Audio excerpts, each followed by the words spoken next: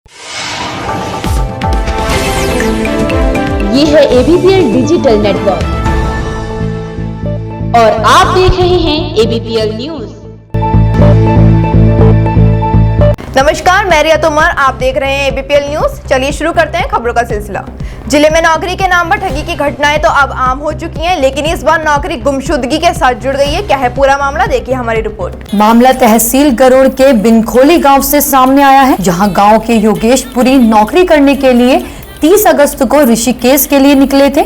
ऋषिकेश पहुंचने पर परिजनों से बात भी हुई। अचानक 2 सितंबर से युवक का फोन बंद आ रहा था, जिसके बाद परेशान परिजनों ने कुछ दिन पहले बैजनाथ थाने में गुमशुदगी दर्ज करवाई थी, लेकिन अभी तक पुलिस के हाथ खाली हैं, जिस पर परिजनों ने ग्रामीणों के साथ साथ थाने का घेराव कर जल्द से जल्द युवक को खोजने की मांग की है। साथ ही कहा कि अगर पुलिस कल तक युवक का पता नहीं लगा पाती है तो ग्रामीण जिला मुख्यालय पहुंचकर पुलिस अधीक्षक कार्यालय का घेराव करेंगे। देखिए, हमारे गांव बिनखोली में गत 29 तारीख से एक बच्चा घर से गया था कि मैं ऋषिकेश जा रहा हूं, और ऋषिकेश नौकरी के संबंध में गया था। किसी ने उसे फ़ोन करके बुलाया कि तुझे यहाँ नौकरी लाई जा रही है ऋषिकेश में, इसलिए वो ऋषिकेश घर से गया था।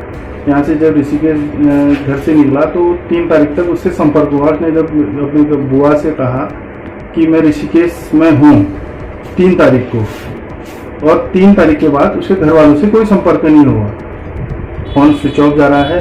घर वालों के तमाम कोशिशें इधर अपने रिश्तेदारों से, अपने निजी संपर्कों से पता करने की कोशिश की, उसके बाद पता नहीं चला। तो 7 तारीख को बैजनाथ थाने में प्राथमिकी दर्ज कराई गई। ऐसा कि यही हमारे क्षेत्र का जो एक लड़का था, वो 29 तारीख को यहाँ चला गया था। वो पहले ऋषिकेश एम्स में नौकरी करता था।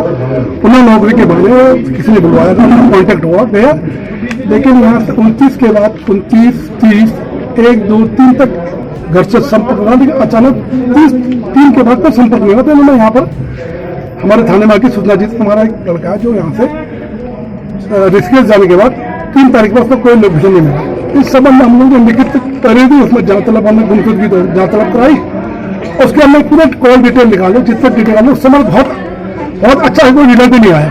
अपने फिल्म जो सस्पेक्टेड है, आज कहीं सामने आया कि कुछ सस्पेक्टेड लोग हैं, उनका भी इन्होंने जिक्र किया, उनको भी सीआर मंगा के तत्काल कार्रवाई। तो मैंने एक सब इंस्पेक्टर और एक सिपाही को जो है मैंने ऋषिकेश भेज दिया है। और इस संबंध में भी मैंने पूर्व में कहा था ऋषिकेश से गया था, ऋषिकेश में सूचना, तो ऋषिकेश में सूचना है, वहां से पुलिस के साथ संपर्क कर जो है इस केस में जितना जल्दी हो सके वर्कआउट कर रहे हैं। आगामी विधानसभा चुनाव को लेकर भाजपा ने तैयारियां शुरू कर दी हैं, जिसको लेकर लगातार बैठकों का दौर जारी है।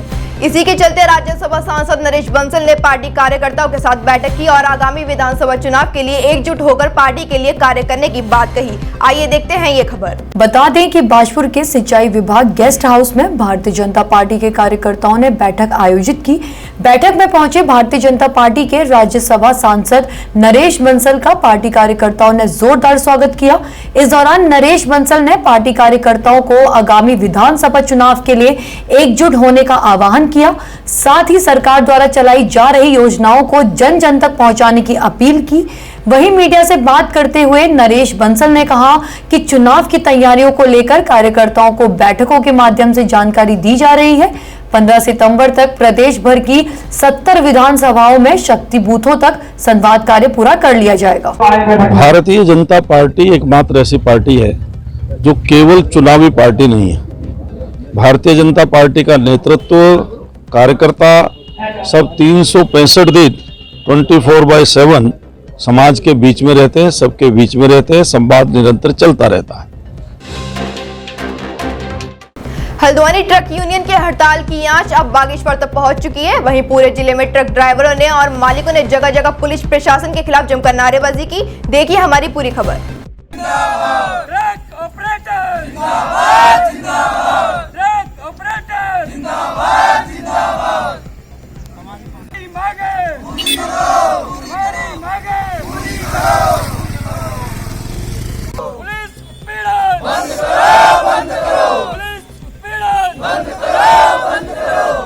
पहले 1500 रुपये ले रहे हैं, दुर्गा जी 2000 रुपये का चालान काट के दे रहे हैं, और यहाँ हल्द्वानी से बागेश्वर आने तक हमारा सिर्फ और सिर्फ पुलिस खर्चा 15,000 रुपया है महोदया।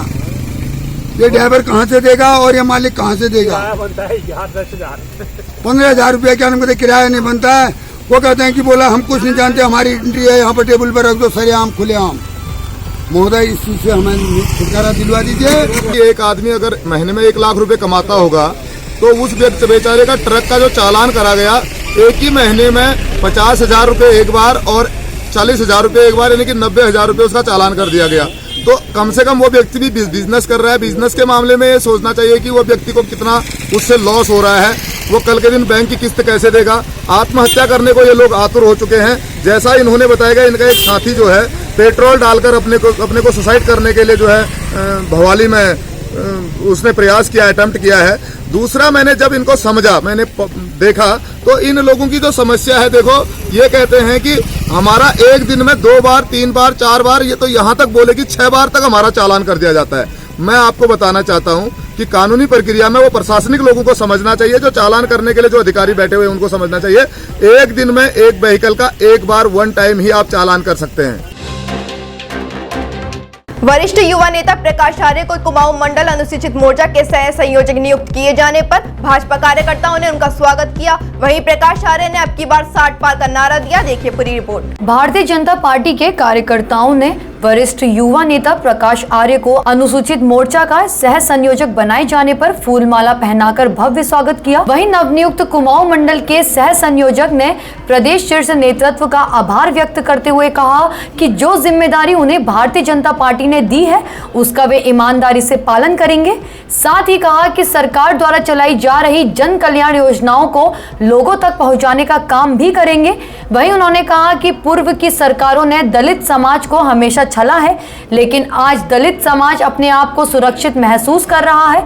साथ ही कहा कि आने वाले आगामी 2022 के चुनाव में भारतीय जनता पार्टी की दोबारा सरकार बनेगी। भारतीय जनता पार्टी ने मुझे कुमाऊं मंडल सह संयोजक का दायित्व दिया है और उसे जन जन में जाकर, उनसे समाज में जाकर उसका निर्वहन करूंगा, समाज को जोड़ूंगा और जिससे भारतीय जनता पार्टी पुनः सरकार बनाएगी। सर्वप्रथम मैं प्रदेश के अध्यक्ष माननीय मदन कौशिक जी का एवं प्रदेश के अध्यक्ष अनुसूचित मोर्चा आदरणीय अंबादास आर्य जी का धन्यवाद अदा करना चाहूँगा, जिन्होंने मुझे भरोसा जताया और मुझे लायक समझा और मुझे इस पर से नवाजा। मैं उनको बहुत धन्यवाद देना चाहूँगा और साथ ही क्षेत्र के विधायक माननीय नवीन चंद्र दुमका जी का भी मैं विशेष धन्यवाद अदा करना चाहूँगा। कालाडूंगी तहसील में उपजिलाधिकारी गौरव चटवाल का तबादला होने के बाद उपजिलाधिकारी रेखा कौली ने कार्यभार संभाल लिया है। वहीं उन्होंने कार्यभार संभालते ही जन समस्याओं को सुना और जल्द निपटारे का विश्वास दिलाया। गौरव चटवाल ने अपना पद संभालने के बाद आदेश दिया कि किसी भी काम में देरी ना हो और लोगों तक सूचना भी दी कि जिन लोगों का काम तहसील में पुराने समय से अटका हुआ है या वो किसी भी तहसील के कार्य के लिए समस्या से परेशान है तो वह तहसील में कभी भी आकर अपनी समस्या को बता सकते हैं और उनकी समस्या का जल्द ही समाधान किया जाएगा। लोगों से वैक्सीनेशन में टूटे हुए लोगों को वैक्सीनेशन कराने के लिए भी अनुरोध किया। जल्द ही सभी लोग 100% वैक्सीनेशन कराकर देश के साथ विधानसभा 60 कालाढूंगी को भी कोविड-19 से मुक्त कराएं। 9 तारीख को यहाँ पे चार्ज लिया था फ्राइडे को, और मैं चाहूँगी कि कोई भी यहाँ पर आम जनता जिसकी जो भी समस्या है, जो हमारी तहसील से काम होने हैं, इस कालाढूंगी तहसील से काम होने, किसी का भी काम कभी भी नहीं रुकेगा। हमारे स्तर पे जो भी समस्या है उसको पूरा समाधान करने का हम लोग प्रयास करेंगे। जो हमारा पीरियड चल रहा है, अभी तो हम लोग का वैक्सीनेशन का काम चल रहा है। लगभग यहाँ पर हमारा वैक्सीनेशन का काम कंप्लीट हो चुका है, कुछ ही हमारे बचे हुए हैं। लगभग 800-850 हमारे वैक्सीनेशन छूटे हुए हैं जो हमारे नहीं हो पाए हैं। हम चाहेंगे कि सभी लोग जल्दी से जल्दी वैक्सीनेशन करवाएं। बागेश्वर नगर निकाय कर्मचारियों ने अपनी 8 सूत्रीय मांगों को जल्द पूरा करने की मांग रखी। वहीं संगठन से जुड़े कर्मचारियों ने काला फीता बांधकर विरोध जताया। क्या है पूरा मामला, आइए देखते हैं। राज्य कर्मचारियों की भांति सुविधाएं न मिलने से आक्रोशित बागेश्वर नगर निकाय कर्मचारियों ने प्रदर्शन कर विरोध जाहिर किया। उन्होंने पालिका परिसर के बाहर सरकार के खिलाफ जमकर नारेबाजी की। सरकार से अपनी 8 सूत्रीय मांगों को शीघ्र पूरा करने की मांग उठाई है। साथ ही 8 सूत्रीय मांगों का अब तक निस्तारण नहीं किए जाने के कारण महासंघ ने क्रमवार आंदोलन का ऐलान किया है। वहीं उन्होंने 20 सितंबर से उत्तराखंड की सभी निकायों में अनिश्चितकालीन हड़ताल शुरू करने की चेतावनी दी है।